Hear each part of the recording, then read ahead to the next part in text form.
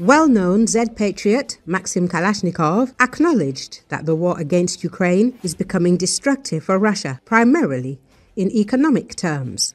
He made this important statement on his blog. The war is aimed at the complete destruction and crushing of the Russian Federation. First and foremost, of course, is the economic aspect. Since the decline in oil revenues against the backdrop of low oil prices is a blow like a steel beam below the belt. The war is seriously aimed at our defeat, and it doesn't necessarily require the Ukrainian armed forces to create a large cauldron for us or reach Moscow. Defeat can be achieved by inflicting economic collapse in one's rear. This has happened before in world history, he stated. According to him, Ukrainian drone and missile strikes on Russian oil refineries and gas pumping stations indicate that Kiev is waging a large-scale and targeted campaign. Approximately 17% of oil refining capacity has been disabled, and the fuel crisis is growing. Voices are growing louder that we'll have to switch to rationing fuel consumption using coupons. Kalashnikov noted.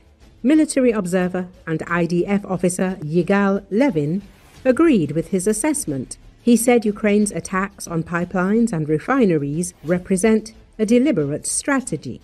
This is a systematic campaign with a specific goal of destroying Russia economically, Levin emphasized. He recalled that history has examples of defeats without the fall of the capital. It's hard to disagree with Kalashnikov. To lose, you don't necessarily have to have your capital captured. Germany suffered a crushing defeat in World War II, even though there were virtually no enemy troops on its territory, the experts said. Media previously reported that Z channels are unhappy with the Kremlin's plans to raise VAT. Increasing the value-added tax rate to 22%, coupled with a high key rate, is a death sentence for the Russian economy. The Telegram channel Smoker's Empire directly predicted the dire consequences for Russia. I'll explain it simply. If the ruble remains pegged at 80% and the rate at 16 to 17%, but VAT rises from 20 to 22%, the economy will begin to smell like a graveyard for objective reasons, because the conditions will be incompatible with life. The channel also warns that due to a combination of factors, declining oil and gas revenues, unscheduled plant shutdowns, and localized accidents, most companies will run out of reserves by the end of the year. A municipal official also unexpectedly voiced harsh criticism. Tomsk Duma deputy Speaker Andrei Petrov predicted that the Kremlin's VAT fraud would destroy small businesses, calling the initiative cannibalistic. They want to increase the VAT rate to 22%. This is a tax included in the price of most goods, which is paid by literally all citizens, including even the poorest, the regime spokesman wrote.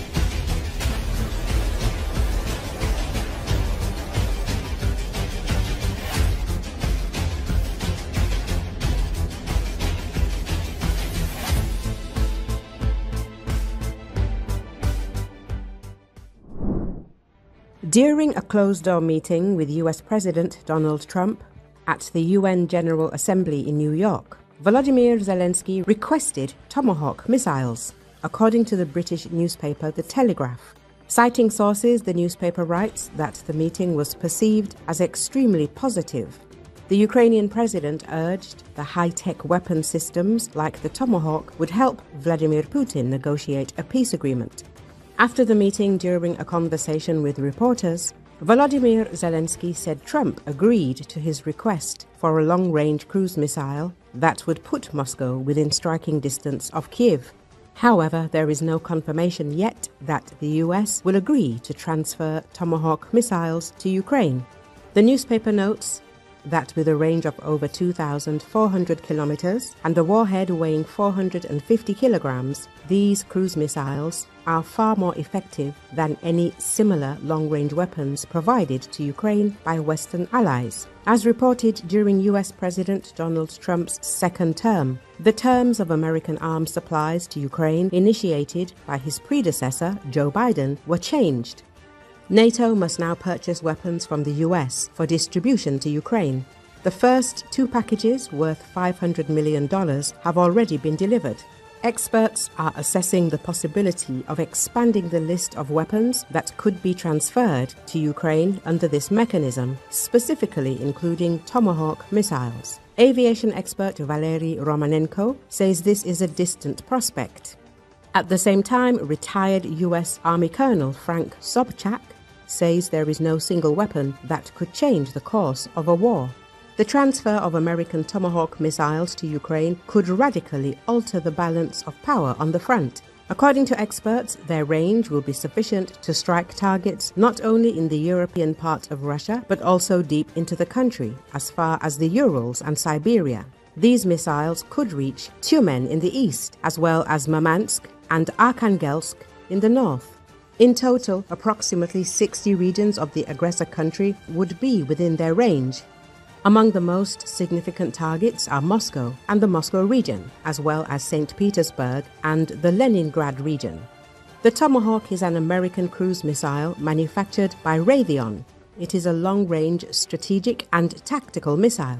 It is capable of terrain following and evading air defense systems. The missile carries a warhead weighing up to 450 kilograms and is highly accurate. It can be launched from ships and land-based launchers.